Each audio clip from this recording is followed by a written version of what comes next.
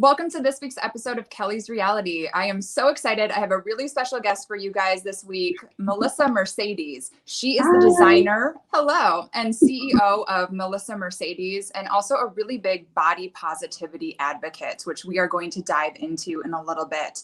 And Melissa and I have a very special connection because we actually went to grad school together at the same university, Long Island University. Gosh, when did we graduate? What year was that? 2011. Oh my gosh. I know. It's been 10 years. You know, it's crazy because it feels like yesterday, but then it also feels like another lifetime. So it does. Yeah. It's unbelievable. And so yeah, we share the same alma mater, and so we have gone from the classroom, and we both kind of gone on different paths. Now, tell me a little bit about what you are doing now, and then we'll go back and figure out how you went from school counselor to what you're doing now. So I started a company called Melissa Mercedes to basically empower women. I am a fashion designer, and I cater more to curvy plus size women and to make clothing for them, for the red carpets or just events in general. That's so cool. And so you live in LA now, right? I do. So you have flopped coasts. I know. I'm such a diehard New Yorker, and I was like, I'll never leave. And when I came here, I was like, LA is just amazing. So I can't say anything bad about LA. It's been so good to me. So yeah, I flopped coast. I'm West Coast now. So yeah. And tell me a little bit about your journey. Again, you and I both graduated with degrees in counseling, you in school counseling, me in mental health counseling. How did you go from mental health counselor? I believe you were working with youth, right? Yes. Specifically in Freeport? Is yes. that what I had read? Yes. How did you go from that to now you're out in LA designing clothing for celebrities and red carpets and editorials? How in the heck did that happen? So it's crazy because I think when you get to a certain age, you can kind of connect the dots and just see kind of how everything led like you to a specific point in your life. But fashion has always been something that I've been passionate about. It's something I've always loved. My grandmother's a designer, and I recently found out that her mother was a designer, and her mother was a designer, and her mother. So it goes back, and I feel really honored to be the one that like carries, the legacy. And also I was named after my grandmother. So I kind of feel like there's I'm paying a little bit of homage to her. Wow. So that's pretty amazing. But I was in counseling, and it started with, first my students would always notice the way I dressed, and they would always say, have you ever thought about fashion? Would you ever do fashion? And I always said, no, like this is just something it's a hobby. It's something I like to do.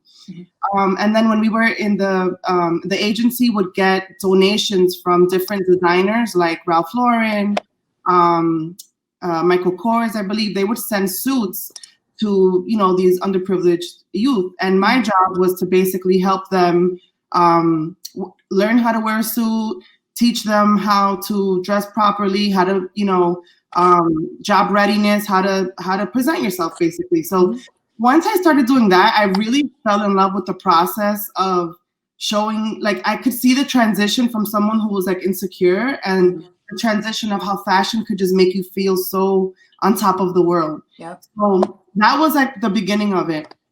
And then I had a tragedy happen. My mom actually passed away. Oh no, I'm so sorry. She was in the World Trade Center in the Twin Towers. So she was there, and she was luckily escaped the building, but then she developed cancer later on. So when she was in her final moments, we were talking, and I said to her, I really want to switch careers to fashion, because this was the time that I had been working, empowering people and just realizing that's what I really loved. I'm like, what do I love to do the most? And it's like, that's what I look so forward to.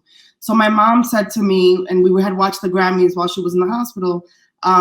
She had said to me, like, go for it. And, I had put all my time and energy into counseling, and I thought that was going to be the career. So it was a little scary for me to jump ship. And then when my mom passed, I took some time to grieve. It took me like 3 years to just be a person again, because that's such a traumatic, it's really a traumatic thing that happened. So after I felt better and I, was able to heal myself, I said, I'm going to do this and I'm going to, go for it. And I feel like once I made the decision, and it's like all the books say, like The Alchemist, once you decide, like, I'm going to do this, the universe everything aligns, everything opens up. So after that, I left counseling with no plan. And little by little, everything just kind of aligned. I feel like during that time, I began my walk with like spirituality and with God. And I feel like God spoke to me and said to me, like, move to LA. And so I did. And I feel like because I was obedient and I listened, like, everything just kind of like opened up for me. And I can't even say, like, I don't know how I got here, except that I walked blindly with faith. Oh my gosh. And it's interesting. I've had a couple other podcast recordings this week. Every single person has brought up their faith. And it's interesting how much that comes up. I had just a former gang member talk about how one day he just found his faith. And it seems like that really guides a lot of people. And like you said, blind faith. And what I love about you is a lot of people, and I'm sure you see this in counseling too, they come to us and they say, I would like to be this person, or I want to do this, or I want to do that. But a lot of people are afraid to take that step and do the work, or, they just can't find it in themselves to do it. So a lot of these dreams go unfulfilled. And I love that it was scary for you. Like you said, I had no idea what my next step was. I don't know what I was doing, but you did it anyway. And so that's incredible. I think once I got the confirmation, from my spiritual source that was the right move, I didn't question. I knew that he would provide and carry me, and that he would find a way. And it would, just to add to what you were saying about for people who, if you don't go for it, like, you don't want it bad enough. Like, yes, it's scary. It is, and it's impossible. So it seems until you're there, and then you realize, like, oh, yeah, it's not that impossible, And I think about, my grandmother who came from another country, from Dominican Republic, and had nothing. And how was she able to do it? So why wouldn't I, who live in this country, speak the language, like, why wouldn't I be able to do it? Doesn't make sense. So I just feel like if I failed, then I'll get back up, and it would be okay. Like, I'm not going to win at everything, but at least I don't want to. Seeing my mom pass, it was like, I don't want to live my life and not wonder, like, what could have happened if I would have, It's like, no, this is the time that we have, so I'm going to do something with it. I love that. And that's how I try to actually format my counseling sessions too with my clients. I always say, it's kind of morbid, but we are all going to die. And like you said, you don't want to look back on the end of your life having all these regrets. And there's a quote that says you regret more of the things in your life that you didn't do than the stuff that you did. And I think part of that is just jumping in and being afraid and being nervous and not knowing what you're doing, but knowing that, like you said, worst that can happen. Okay, I fail, I get back up, I can get through this. So okay, if it didn't work out, then I'll go back to counseling. Yep. And luckily I left on good terms. So, they were like, if it doesn't work out, come back. Yeah. So, it's you got to take the risk. And I will say that I remember for Fashion Week, my very first debut Fashion Week, I had it in New York, because I'm from there, and I really wanted my grandmother to be there for that moment. But she sat front row, she was 87, front row. But she, I was in fetal position in my bed the night before, like, terrified. What if people don't like my designs, or what if they don't get it, or what if they think I'm weird, or what, And I can tell you that the moment right after was the most joy and exhilarating feeling that I've ever felt in my life. So I say that to tell anyone who's listening, like, you're going to be afraid, but like, once you move past that, that's where it's the most amazing joy. So. Yeah. Yes.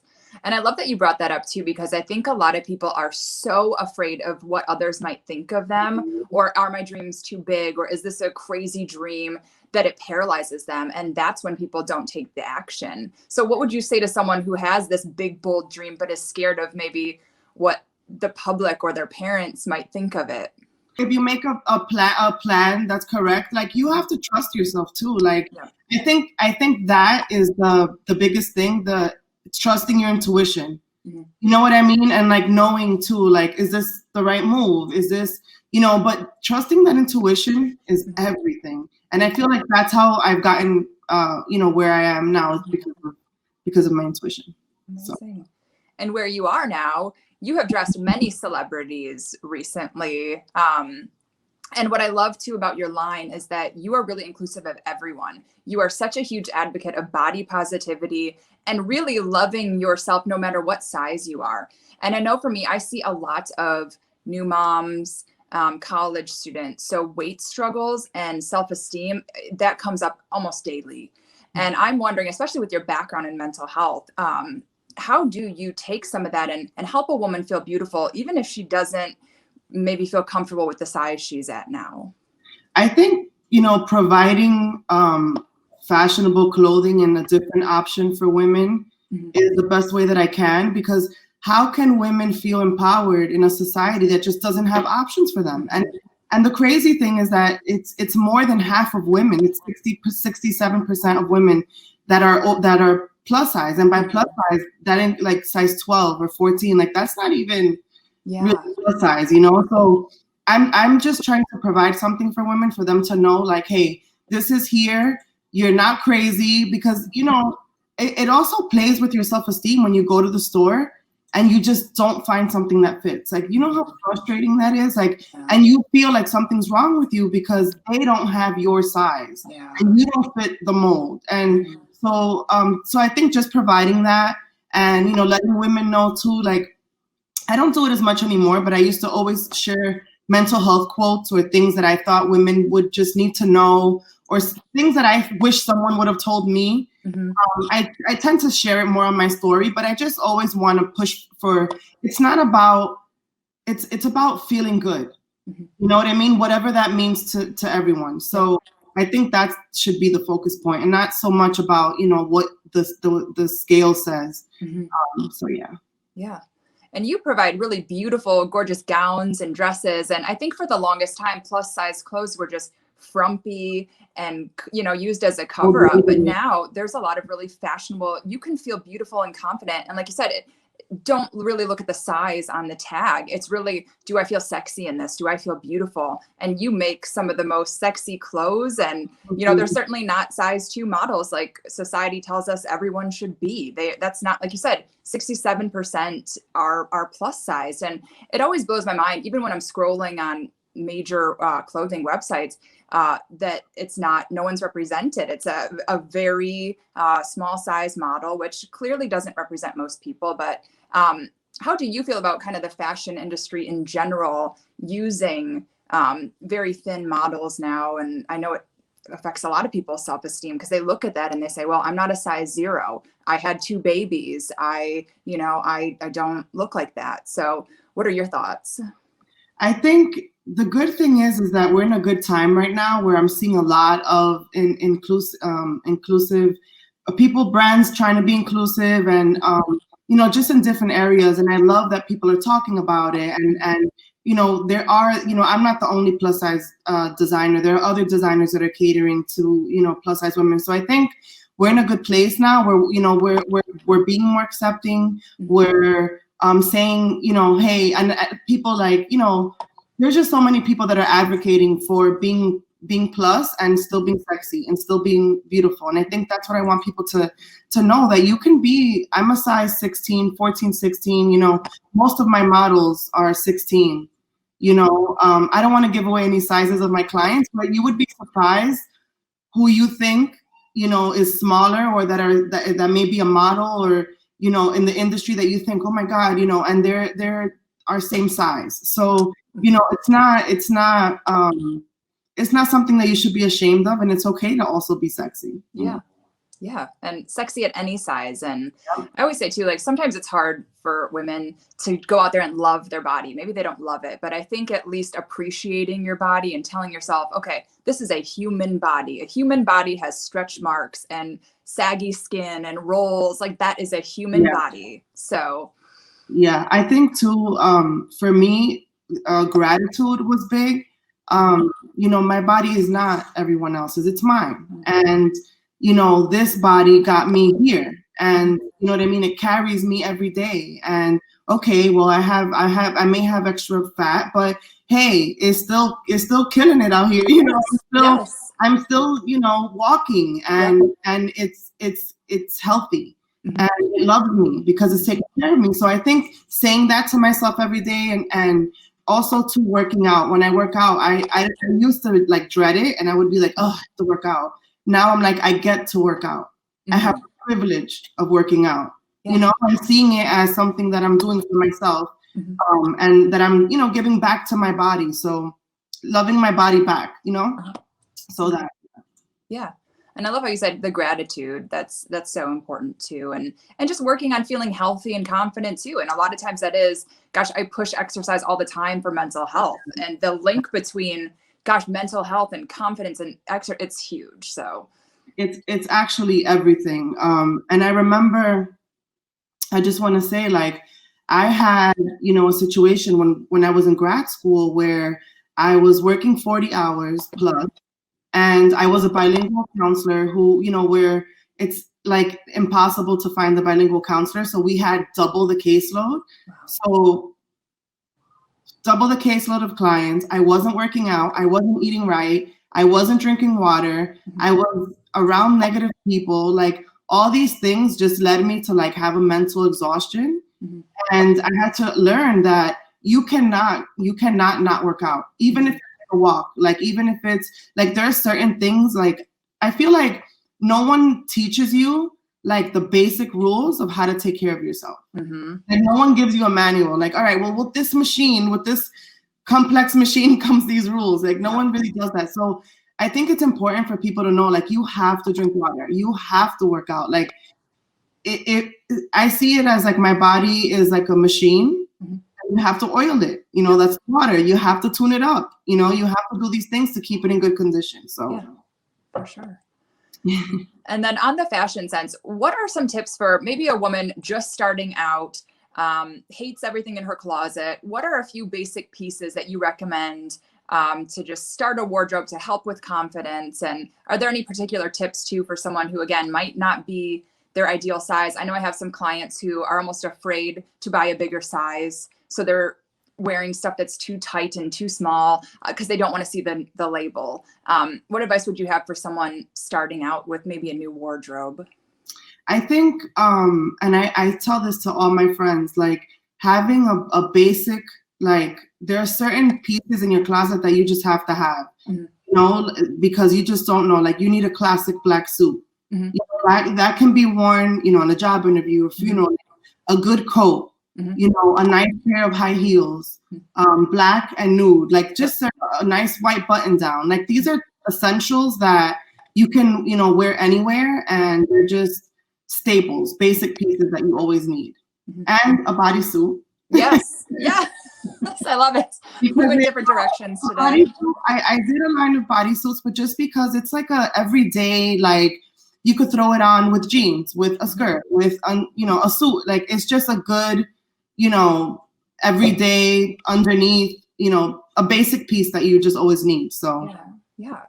And then for women who are afraid, again, to go shopping for bigger clothes, or, okay, I might lose the weight, so I'm just gonna, do you recommend that people just go ahead and buy the bigger clothes so they're more comfortable? Or what do you think about that? I think because I think sometimes us women, we psych ourselves out, like, no, I'm gonna lose the weight, and no, I'm gonna lose the weight. And then I did have this like trick where on New Year's I would turn around like all of my hangers one way, and only what I wore I would turn the other way. And that's a good way for you to see, like, as the year goes on, like, what you didn't even touch or use, or you know what I mean? So to make room.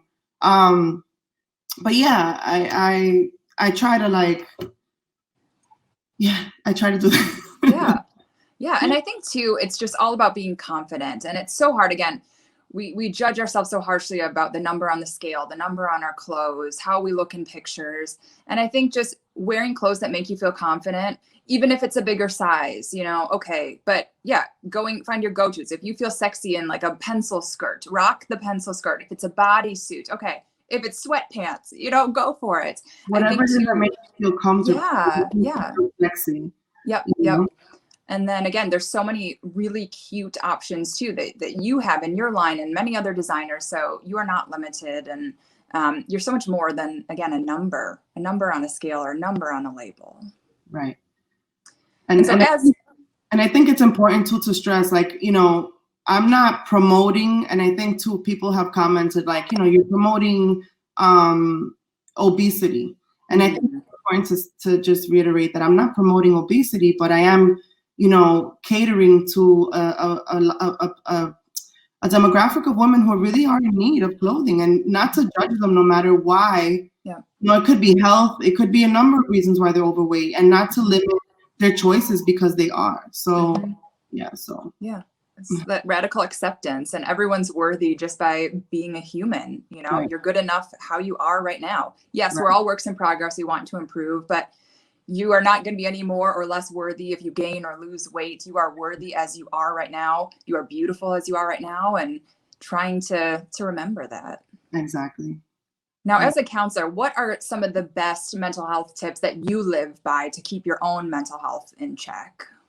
So I wake up at 5 every single day. Oh my gosh. Yeah, I wake up at 5 every day, and I have an hour to myself without my children, without anybody calling, and I think having that time to myself, I meditate, I just pray, I just kind of like scan my body. What am I feeling? What's on my mind? And having that time to myself. Then I go for a 3-mile walk every day. And that's how I start my day. I think being outside and getting some air, seeing the weather, seeing, animals outside, like puts you in a good space. Yeah. To be able to tackle my day. And again, drinking water is so important. Mm-hmm. I didn't realize like how important, but you need to really drink water to keep a clear head. Mm-hmm. So yeah. It's funny you say that, because I always, when we're talking about goals and resolutions with my clients, usually the first thing I say is start with drinking an extra glass of water. Yeah. Like, it's something so simple, but you're right. It really affects mental clarity, energy, helps your body too. So yeah, it's simple stuff like that. Baby steps. It can be a baby step of drinking more water, or eating maybe one fruit a day or one vegetable, like starting kind of where you are. So, and then one more thing too is journaling. I feel like journaling is everything, because you have these things that come up and you just get to like vent, and I think once you get it out and you just feel better. So I think journaling is very important as well.